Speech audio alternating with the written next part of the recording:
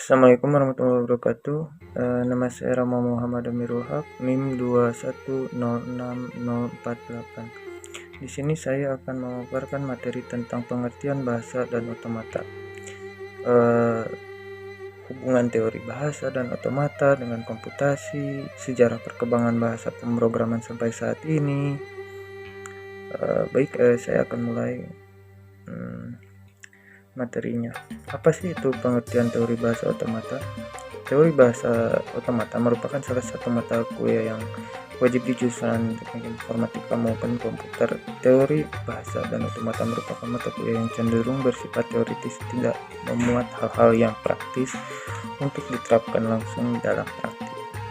Dan bahasa di dalam kamus adalah suatu sistem yang meliputi pengekspresian gagasan, fakta, konsep, termasuk sekumpulan simbol-simbol dan aturan untuk melakukan manipulasinya. Bahasa juga bisa disebut sebagai rangkaian simbol-simbol yang mempunyai makna. Dan otomata merupakan suatu sistem yang terdiri atas sejumlah hingga state, di mana state menyatakan informasi mengenai input. Otomata juga dianggap sebagai mesin otomatis atau bukan mesin fisik, yang merupakan suatu model matematika dari suatu sistem yang menerima input dan menghasilkan output, serta terdiri dari sejumlah berhingga step. Hubungan di antara bahasa dan otomata adalah bahasa dijadikan sebagai input oleh suatu mesin otomata. Selanjutnya, mesin otomata akan membuat keputusan yang mengindikasikan apakah input itu diterima atau tidak.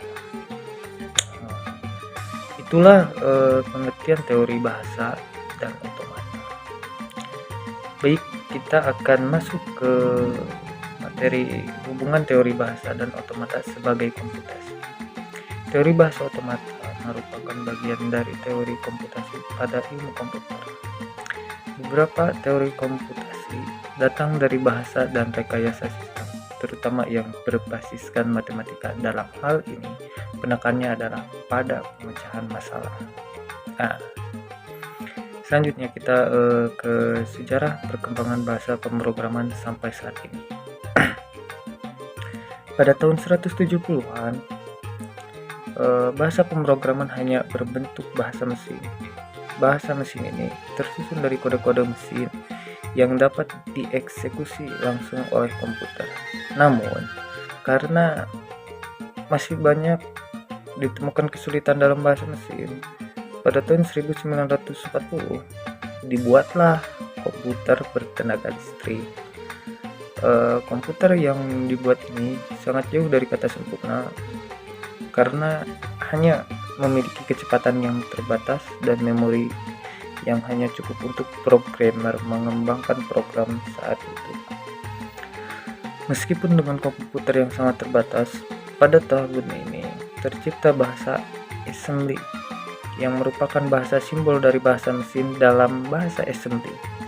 Setiap bahasa mesin memiliki simbol tersendiri seperti move untuk memindahkan, add untuk menambahkan, dan mul untuk perkalian, sub untuk menambahkan, dan lain sebagainya. Terciptanya bahasa assembly merupakan sebuah kemajuan yang signifikan dalam dunia pemrograman. Akan tetapi masih ditemukan kekurangan dalam bahasa assembly karena sangat sulit diterapkan. Selain itu, programmer juga merasakan kesulitan dalam mengembangkannya. Dan pada tahun 1948, Konrad Zuse merilis sebuah paper kepada publik tentang bahasa pemrograman yang sedang dikembangkannya, yaitu Plan Calcul.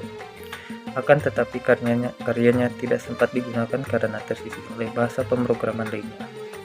Sehingga Plan Calcul, bahasa pemrograman yang dikembangkan tahun 1947-an adalah ENIAC, coding system pada tahun 1947, dan C10 pada tahun 1949. Lanjut, pada tahun 1950-an sampai tahun 1960. Pada rentang tahun ini dibuatlah bahasa pemrograman modern yang dikembangkan turun-temurun dan telah tersebar luas sampai saat ini.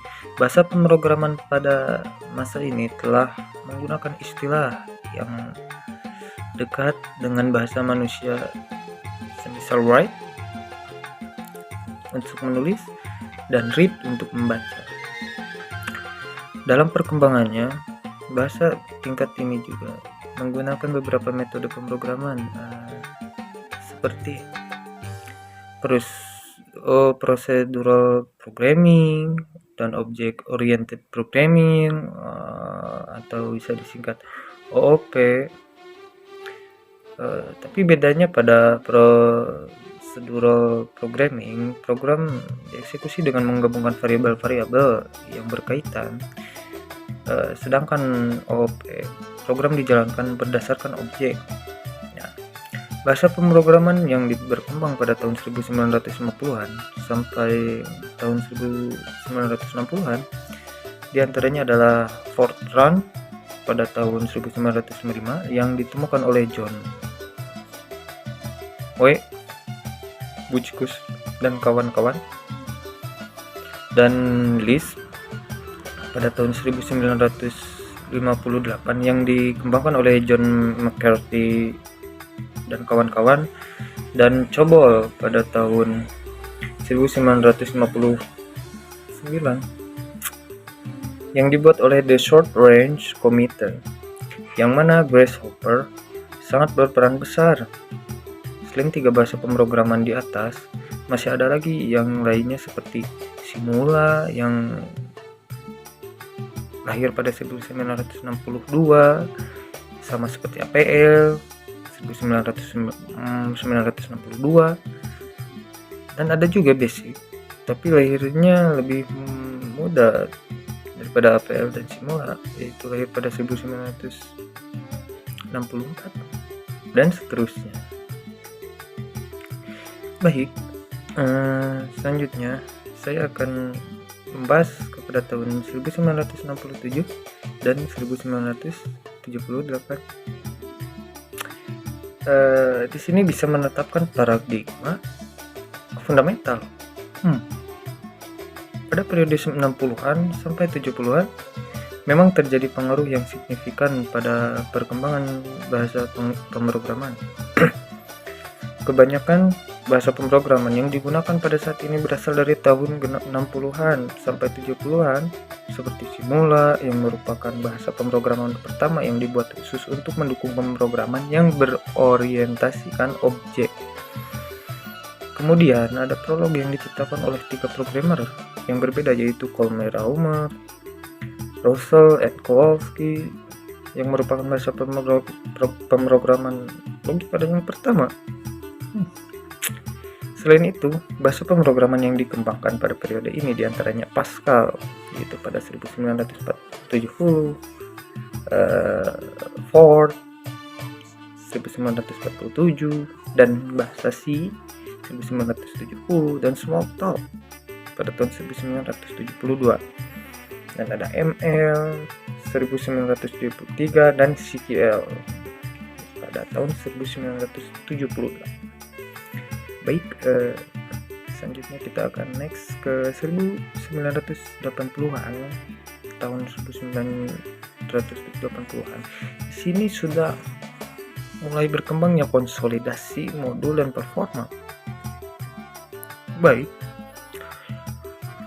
pada periode ini bahasa pemrograman mengalami kemajuan yang mana tahun 1980 merupakan periode dari konsolidasi relatif. Pada tahun ini dikembangkan C++, yaitu bahasa pemrograman yang dikolaborasikan dengan sistem programming yang berorientasikan kepada objek. Pada tahun ini terjadi fenomena baru dalam desain bahasa yang lebih fokus pada penggunaan modul secara masif. Selain C++, bahasa pemrograman yang dikembangkan pada periode ini diantaranya ada 1983, Eiffel 1985, Perl 1987, dan VL 1989. Dan selanjutnya kita akan meranjak ke tahun 1989. 90-an yang sudah menggunakan visual untuk memudahkan programmer membuat aplikasi. Pada tahun ini selain dikembangkan untuk berorientasi kepada objek, juga ditingkatkan agar bahasa pemrograman berbasis visual. Gerakan ini diawali oleh Python dan Microsoft Visual Basic 1 pada tahun 1991. Selain itu ada Delphi yang dikembangkan dari Pascal untuk Windows.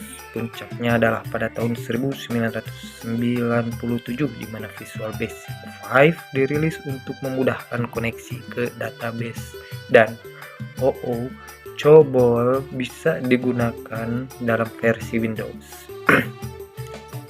Tidak dapat dipungkiri, mayoritas programmer berpendapat bahwa tahun ini termasuk tahun yang sangat produktif bagi dunia bahasa pemrograman. Bahasa-bahasa pemrograman yang tercatat dikembangkan pada tahun ini diantaranya adalah Haskell 1990, Java pada tahun 91, dan Ruby pada tahun 93, PHP pada tahun 95, JavaScript 95, dan seterusnya. Dan selanjutnya kita ke tahun 2000-an hingga sekarang. Pada periode ini, vendor bahasa pemrograman lebih cenderung mengarahkan programmer mereka untuk menggunakan produk mereka untuk membuat program. Terdapat dua konsepsi besar yang terjadi pada periode ini, yang mana kemudian basic visual telah diarahkan menjadi basis internet dan mobile. Hal ini ditandai dengan maraknya layanan website yang berbasis internet untuk platform ponsel. Selain hal di atas, pada periode ini juga disebut sebagai zamannya CMS atau Content Management System, yang mana menyebabkan lompatan pengembangan PHP script yang sangat cepat. Hal ini tentu saja mempermudah dalam membuat website yang sudah tersedia berbagai macam template. Banyak modul yang siap pakai, sehingga yang tentu akan sangat memudahkan programmer, sehingga tidak perlu lagi mempelajari semua skrip HTML dan bahasanya. Beberapa bahasa pemrograman yang tercatat dikembangkan pada tahun 2000-an hingga detik ini diantaranya adalah TCL atau TK, OCaml, Ruby, Python 3.1, Microsoft VisualNet, JavaScript, Template, dan Java atau Java 6, JDK, Jet, Java Beans atau Jetuni. Dan di sini kita akan lanjut ke karakteristik bahasa. Yang pertama ada assembler. Assembler adalah program yang digunakan untuk menerjemahkan kode sumber dalam bahasa rakitan atau assembly ke dalam bahasa mesin.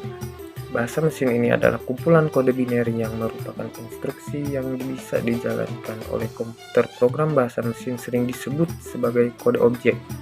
Dan yang kedua, interpreter. Interpreter adalah program yang menerjemahkan satu persatu instruksi ke dalam kode sumber, kemudian menjalankan instruksi yang telah diterjemahkan tersebut. Interpreter ini mampu mengeksekusi kode program atau yang ditulis oleh programmer lalu menerjemahkannya ke dalam bahasa mesin, sehingga mesin melakukan instruksi yang diminta oleh programmer tersebut. Dan yang ketiga adalah compiler. Compiler adalah program penerjemah yang mengonvensi semua kode sumber selain dalam bahasa rakitan menjadi kode objek. Hasil berupa kode objek inilah yang dapat dijalankan oleh komputer. Proses untuk melakukan inilah yang dapat dijalankan oleh komputer. Proses untuk melakukan penerjemahan inilah biasa disebut kompilasi. Kompiler memerlukan waktu untuk membuat suatu program dapat dieksekusi oleh komputer. Program yang dieksekusi oleh kompiler adalah dapat berjalan lebih cepat daripada dibanding program yang diproduksi oleh interpreter. Contohnya program yang menggunakan kompiler adalah Visual C++. Terima kasih. Sekian dari saya. See you.